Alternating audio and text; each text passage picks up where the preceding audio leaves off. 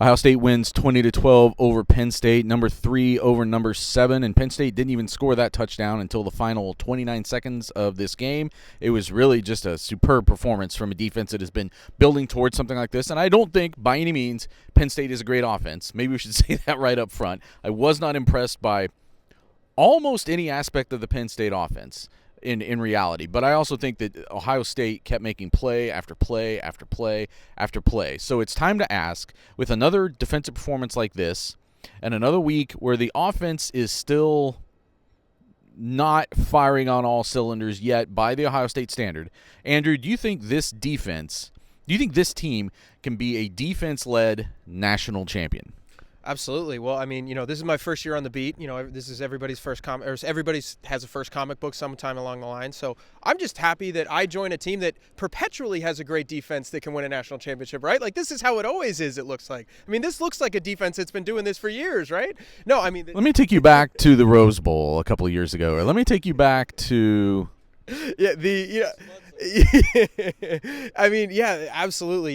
You've played Penn State and you've played Notre Dame, and you've played both teams, and I understand that those are teams that don't necessarily throw the ball with a ton of effectiveness, but you allow 14 points at Notre Dame, and you allow 12 points to Penn State, and it took the entirety of the game, basically, for Penn State to get to that 12-point mark. So 26 points in 2 top 10 matchups, that's remarkably good. Now, I think that there is a better kind of supercharged version of what you saw from Notre Dame and Penn State down the line. Just as good of an offensive line, better quarterback than you've seen probably all year. I understand that, but when you allow those types of numbers, and when you do the things that Ohio State did today defensively, I mean, they were disruptive along the defensive line. I thought the blitz, Jim Knowles deserves a ton of credit because the blitzes were well-timed, I thought. They had guys coming in the backfield all the time. Josh Proctor was all over the place. Like, you just have these plays that you just look at, wow, look at that guy, and look at that guy, and look at that guy. And it felt like all throughout the day you were kind of saying, nice play by him, nice play by him. You were just kind of going down the line. So really at all 3 levels of the defense, secondary, linebacking core, and defensive line, I think that they're remarkably talented. So, yeah, this can absolutely be a defense-led national champion. You need the offense to pick it up a little bit. You can't have 20 points because the flip side to that is, yeah, you allowed 26 points against Penn State and Notre Dame, but you have also scored 20 against Penn State and 17 against Notre Dame. So it's not ideal. You do want to have more points than that. 37, it felt like they fell out of bed scoring 37 points in some of these years. So you got to score more than that. But, yes, this defense can absolutely carry you to wins and carry you down the line into the playoff. So I think that is a hugely important context. Last year going into that Georgia game, Ryan Day said, this is a game we're going to have to score in the 40s to win. And they did, and they almost did. It was 42-41. But that was like the standard to win a game, a playoff game at that level. So can Ohio State win a national championship with a defense this good and an offense that cannot score in the 40s or maybe even high 30s against the playoff caliber teams that they're going to see? Yeah, because this defense, he brought up 2019, which is such an outlier of a defense, but it was elite, and even it gave up some points to some better teams. Now, the offense just needs to score better, but this defense has superstars, and they're playing like it. They did this today without Denzel Burke. Jermaine Matthews stepped in for Denzel Burke as a true freshman and was kind of awesome today. Jordan Hancock's playing outside and in the slot. He was pretty awesome at both of those things. Josh Proctor's been awesome. Sonny Styles has been awesome. JT Tuimoloau went from, hey, JT, how come you can't get sacks, to the last 3 games he's had a sack, and he's making plays. Tyleik Williams, Mike Hall, Jack Sawyer.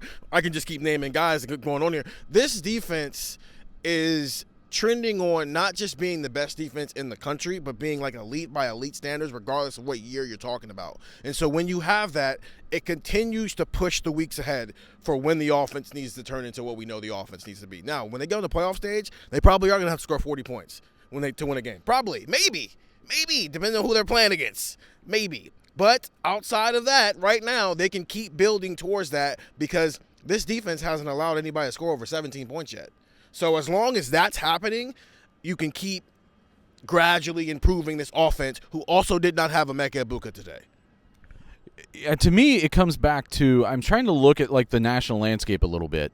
Michigan has a really strong offense and a really strong defense. They have combined them. They have paired them up this year, it appears.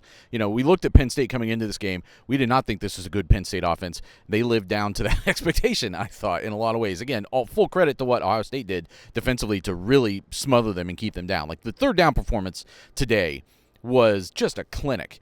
Like, I was tracking every single, and I kept updating these guys. I'm like, hey, that's like 0 of 9. There was a point in the game where they were 0 of 8 on third down and had netted 2 yards on all their third down plays, and it was a different player every time. It was like that blitz that Jordan Hancock came on and made that third down stop. It was Josh Proctor making like multiple plays on third down. It was the sack where Tuimoloau and Sawyer kind of met in the backfield, and Tuimoloau knocked it out of Aller's hands. Like, it was just different guys every time. And I'm starting to think that this may be it. Like, all this time that we've been building towards, well, Ohio State's going to have this super-powered offense, and they just have to get the right year where they overpower teams. And we thought maybe that could even happen this year. Like, there was a version of that could happen this year. And I'm starting to think that it's just going to be the opposite. That the offense does have to keep getting better, though. The whole caveat of this is this offense left too many points on the field, even against a good defense like this today. I thought that early on there were just like some missed throws. The running game can't be this impotent and win in national championship games and in playoff games. Probably even beat Michigan. Like, you've got to get something, some kind of surge, some kind of momentum going there. But I also think when you look at the national landscape and you start, if they beat Michigan and maybe can eliminate Michigan in the process, you start looking at the national landscape.